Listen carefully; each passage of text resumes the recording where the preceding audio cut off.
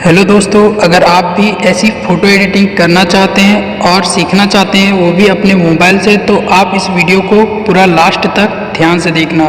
दोस्तों, अगर आप मेरे चैनल पर नए हैं तो जल्दी से जाकर सब्सक्राइब बटन पर क्लिक करके बेल आइकन को ऑन कर लीजिए, ताकि मैं जब भी ऐसी फ़ोटो एडिटिंग की वीडियो लाऊँ तो आप तक सबसे पहले नोटिफिकेशन मिल जाए। तो दोस्तों चलिए स्टार्ट करते हैं वीडियो।